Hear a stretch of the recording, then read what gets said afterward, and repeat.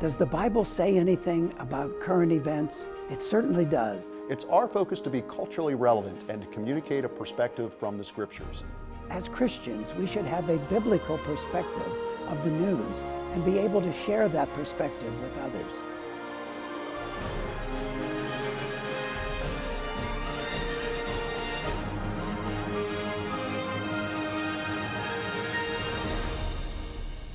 Hello, I'm Rob Fields, Executive Director of the Leaders of Faith Foundation and co-host on the show with Pastor Larry Bird. We're delighted to have you join today's news and biblical views. As we see reports about the various issues facing our society, it becomes very discouraging. What we do on the show is to talk about the issues in the news. Also, we desire to present to you some hope and some encouragement in the midst of all the distress. God is not disconnected from our society, but rather cares deeply about the suffering, the pain, and the anguish. He cares for you beyond measure. Let's take a journey over the next few minutes and see what God has revealed about Himself from the Scriptures that address some of these challenges in our community today. Today, we're also going to be talking about planning during uncertain times. We are all faced with significant amounts of uncertainty. We're living in this space every day, and some of us even with an overabundance. And the issue as followers of Jesus Christ is, how do we balance trust in God with planning? What should our approach be? And we look at recent news and uncertainties with a few of these things like election results, who will be the president, when will we know? How about the increased cases of COVID in the area of the U.S. and then lockdowns that are happening in other parts of the world? How does that impact my business here in the U.S. and potentially abroad? And in fact, I am still even trying to recover from the last shutdown. So we're going to be discussing some of these things that'll help us even in the business space, but also in a very personal matter too. I'm delighted today to have a wonderful friend, Byron Roth. We've gone back a number of years. I think when I moved into the Lehigh Valley and was pastor over at Ebenezer Bible Fellowship Church. That's where our paths crossed at that point. Yeah, neither one of us had gray hair at that point in time. No, we did not. And neither of us knew that we were going to be friends for all eternity, but we signed up for that one. Exactly. But it's a delight, Byron. We've been in a journey. You've been overseas in many ways and in China. You have done work all across the United States. And now God has brought you into a new space, but that is going to help us in some of these discussions about planning, really during some uncertainties and times. And I'm looking forward to our discussion because it's going to help people out that are in the business world, but also in a very personal way too. So why don't you just tell us a little bit about yourself? And I always like to hear too is how Jesus really impacted your life too, but just give us a little bit about who you are and when Jesus came into your world. Okay, well, I grew up in a Christian home in northern Canada, in a small town called Tollfield, Alberta. And that's where we get the A? That's where I don't say A, Rob. I've developed an American accent, or so my family says. Yeah. And I've been down here now for a number of years, but it was I came to Christ probably when I was about 12 years old. But it was when I moved to Toronto after I finished college, and I was outside of the confines of a family bubble, that I really, not knowing anybody, is when I really realized that I needed to live for God. And that was when God really became real and I saw the evidence of Him working in my life. And that was a great start of a long journey many, many years ago. Wow, yeah. Well, you know, I was sharing a little bit about the election results, COVID, all these things that are just, we could even bring in the stock markets. The news is just inundated with so much of the uncertainties. And now we're bringing to the table to say, trying to make plans in the midst of that. You know, how do I plan in the midst of so much of this uncertainty? In fact, I think this is going to beg the question, why should I even plan in the first place? Because it just gets messed up or something. Well, I think from a business perspective, you should always have a plan. You need to have a plan because you need to be able to understand where it is that you're going and be able to measure how you're progressing along that plan. When times are uncertain, it's even more critical to have a plan. Because if you don't have a plan and you don't know where you're going, how do you know when you have to adjust? So you think about coming into 2020 with everything was going rosy, things were going well, and then COVID hits, lockdowns. And so if you had no plan in place, you had no idea what was going to be transpiring with regards to maybe your cash or your overall business, you could be in a real difficult situation, and now you're dealing with panic situation versus having a potential scenario that you can adjust to. Yeah, I guess with what I'm hearing too is in the uncertainties, and even though having a plan is, we shouldn't really give up too. How would you address to a person that says, you know what, I'm forgetting this? How would you just encourage them to say, why don't you stay with it? Well, there are people who get to that point where they say enough is enough. But I think every situation, scenario, there's been multiple scenarios over the last 15, 20 years where there's been ups and downs. Times are good, times are bad. There's difficulties. And I think as a leader in a business, part of the challenge is how do I capture opportunity in the time of difficulty? And to do that, you really need to be thinking about where does you want your business to go long term, and when things don't happen the way that you expect them to, what do I need to do differently to pivot? Yeah, so I think that's a good start. So how do I start the planning process? If I'm going to say, okay, just the beginning, what would you say to that? I think the critical aspect is to take a step back and look at where you are. So you have to kind of get a feel for where you are going into 2021. So a lot of people are looking at 2021. Grateful 2020 is finally almost done. But what you have to do is you have to look and see where are you now with regards to your business. What issues came up this year? What do you need to do differently next year? Where do you want to be from an overall profitability standpoint or from a sales? And use that as your starting point, and then look at what do I have to do to try to grow my sales? Is my reach for my customers different? So starting with the financials causes you to look at other strategic aspects of your business to figure out what are the steps that you need to take to try to achieve what you have as a plan. Does that make sense? Yeah, well, very much, very much. So you're talking about business, and you have some business experience. Yes. And then even it's kind of setting up the stage with what you do currently. What was some of your past experience of business? And then what's the new venture that you're in now? Because as you're talking about businesses and coaching and helping people, through some very difficult times. Well, I spent 28 years working for a company called Foster Wheeler, and then it was purchased by a couple of entities over a period of time. It became AMEC Foster Wheeler and then Wood. And I was in China for, as you said, for a number of years. I ran parts of the businesses here in the United States. And all of that was requiring us to do plans. When I was in China, we saw our significant growth in manufacturing that we were required to have, and we had a facility there. And we could have grown our business, but what we chose to do is say, let's have 60% of our manufacturing in-house and subcontract the rest. It allowed us to control our investment and allow us to use the ups and downs in the market by using other factories that we had relationships with. So what we did is we did a lot of planning, trying to be strategic about it. And so even big companies do it, small companies should do it, and frankly, even individual families should be looking at plans as they go forward. Now, what is it that you're doing currently that was with Foster Wheeler? There's a organization, TAB. Tell me just a little bit about that. Yeah, the Alternative Board was started in 1990. And the concept between the Alternative Board is a lot of big companies have a board of directors. Smaller companies don't have a board of directors, so you have an owner who often is making decisions on his own or her own. And so you go through trial and error, maybe make mistakes. And so what I do is I bring those small business owners together in a peer advisory setting and work together in a confidential, non-competitive environment to help one another with those business issues. And then my job is the accountability partner. I come alongside to make sure that commitments they make, they're following through with. Yeah. Well, and I can't speak highly enough for business leaders to have that peer learning environment and someone to coach and the resources that you can bring to the table. In fact, many business leaders that I'm always engaged with, I try to encourage them to be part of some type of peer group like what you're offering, even through TAB and stuff too. And I'm sure other folks will be able to find some more information about that too that are in business to see some of the coaching opportunities. Absolutely. Yeah. Well, we're going to take a break and we're going to come back and continue the discussion a little bit more about the planning. Thank you for being with us today. We are talking about planning in the midst of all the struggles that's going on. We're also going to be talking about some things with, okay, what does the scriptures have to say in regards to us being planning even in these times of uncertainty. So we'll be right back after this message.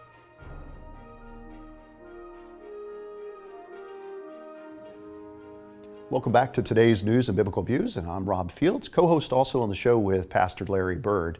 We're talking today about planning during uncertain times, and we have Byron Roth that is with us, and we're continuing our discussion. We've talked a lot about the planning. So my other question, when we're talking about businesses and planning, what are you doing to help and to assist leaders, that even transfers down to individuals too, in this planning process? Well, right now, some of the people that I'm working with, we're actually going through a year-end process. It's a look back at what transpired in 2020, and then what's the plan for 2021. What surprises me, and maybe it shouldn't surprise me, but a lot of small business owners do one of two things. They're so busy working in their business that they never create a plan. So they have a blank piece of paper, but they're so busy working in their business that they never really take the time to plan. I've had numerous conversations with people about, I've never put a plan in place. I don't know where to even start. The other thing that can happen is you can make a nice document. Then you get so busy working in your business that you can really throw it in the trash, and you need somebody from an accountability standpoint to say, okay, are you following that plan that you put in place? 2020 is a great example. I've talked to one business owner this week where their entire business was having people come into their facility. COVID hits, all of it stops. They do a lot of event activities. And they've pivoted now to do all of their business online. Now, so they had to have some plans in place to be able to do that and be able to help their business to survive. Mm-hmm. So what I do is really come alongside and help them put a plan together. It needs to be their plan, and then hold them accountable for making sure they're following it. Yeah. I love those things where we're doing some evaluation, looking at what's worked well, maybe what's not worked well in the past. And of course, that evaluation, the unexpected things that happen. Nobody planned, for COVID to take place, or when we go back with the market crash. So I love that component. So there's that evaluation, and then also the peer learning from one another. Maybe what company has done well and what others have not, and kind of learning from one another. So I love those principles and those guidelines that actually even become scriptural in many ways too. And we're going to talk about that a little bit too, with what the Bible has to say in planning process. But and you already indicated, we all wish that 2020 would go away and just be done with. Yes. In fact, people so much are already looking at it as like, okay, I'm already into next year and some of the things, and then, but there's certain things that continue on that. So, what aspects should I, look at in planning for next year? And that could be whether it's 2021 or 2022 going on. Well, once you understand where you're at and where you want to go to, what I love to be able to do is try to figure out where I want my level of sales to be at. So I'm at a certain level now. What do I have to do? What steps do I have to take to be able to grow that? Once you've got that, and when you build out your financials, you look at your expenses and say, where do you want to be? But then you do some scenario analysis. What happens if your business grows by 30% more than you're planning? Can you handle the growth? Or what happens if it goes to 50% of what you're planning? What do you do at that particular point in time? And it doesn't mean that you should plan for the worst or plan for the optimum or the absolute best, but you should at least have some ideas of what do you have to do in the event that transpires. Because thinking a little bit in advance allows you to be a little bit more strategic in your thought process. And that's really what I want to do, is help business owners to be more strategic as they think about their business and where they want to go. Yeah. And I'll give you an example. When we have these meetings, we can have conversations, and we've had conversations in one of my board meetings about how do I go about finding good employees? What do I do from a hiring and an interview process to be able to find good employees? And we had a very good conversation about what does that look like? And because they're coming from different businesses, you get very different perspectives from people around the table as to what you should do as you plan for hiring in the future and going forward. Wow, yeah, it's hitting right on that. One of the things that I love about with what we do on the show, Today's News, is helping us even through some of the trying times, and coming up with some solutions. And of course, we want to bring in with what the scriptures have to say too, that's speaking towards that. And should I plan for the best or for the worst of next year? You know, do you even have an example of story of in regards to that? What would be your thoughts in regards to that too? Well, a good example, somebody that I was talking to had come into the year where they were planning to do a significant amount of expansion. And so they had put out money for putting in a new facility. Kind of made themselves a little bit strapped for cash. COVID happens. Now what do? I have no money to ride it out. Fortunately, there was the PPP program. But if you don't think about what happens in the event that I have a problem, how do you ever react to that? So I don't think you plan for the worst. I don't think you plan for the best. I think what you do is you plan for what you want, and then think about what happens to your business in the event that there's an issue that does come up. I think about it even from a family perspective. We do budgets, right? Most families do a budget on a year-to-year basis. And if you have young children, you're thinking about, how am I going to pay for college? And so you put some sort of a saving program in place that I want to have so much money saved by the time they're ready to go to college. Things can happen. If you have no savings as a family and your roof leaks, what do? Or your refrigerator goes out. So part of the planning process is having some ability to cushion in those difficult times. What do you do for retirement? When do I want to retire? How much money will I need for retirement? Yeah, what would you as you were saying that, and many of us that have put some plans together, whether personally as a family and even as a business, and just kind of thinking this through, I know there's a lot of times feelings that people would have of being angry at God, because now the wrench has been kind of thrown in and just messing up the plans that we had. What would you say to the person that's like, yeah, I had a plan, everything and together, and then something showed up and now they're a little bit angry with God, and it's like kind of throwing the fist out there too. What hope or some encouragement that you would kind of help that person work through that? Well, I think you can go back and look at Proverbs. Proverbs has got some great scriptures in there. And Proverbs 16:9 says, the heart of man plans his ways, but the Lord establishes his steps. So we can put plans in place, but we have to recognize as believers that God is ultimately in control. That God is going to direct our steps. He's going to direct what transpires. And it doesn't mean that we shouldn't plan, but there are things that we have to realize that God is ultimately in control, and He's going to have some things happen to maybe grow us, help us to see things differently. I've gone through some ups and downs in my life, and I've learned some things about myself, and God has really used that to change who I am today. Proverbs 3:5-6, trust in the Lord with all your heart and lean not on your own understanding, and in all your ways acknowledge Him, and He will make you straight your paths. So if you're leaning on God, recognizing that He's in control, you can put a plan in place, and if it doesn't happen, don't be angry with God. Ask the question, okay, what is God doing to teach me and help me through and become a different individual as a result of what I'm going through? Oh, that's well said on that. I know sometimes where we're just we want to be the kings of our own little kingdom and in control, and then all of a sudden we lose control, and that plan is part of that too.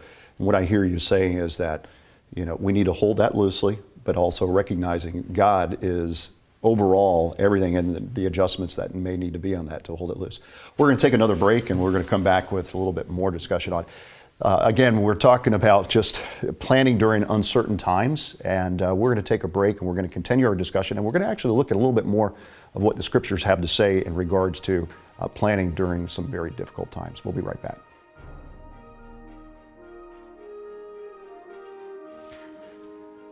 Welcome back to today's News and Biblical Views, and I'm Rob Fields, and we're talking about planning during uncertain times, and I have Byron Roth here, and we've been discussing about a lot of the uncertainties that we're facing in our society today and still going forward with some planning.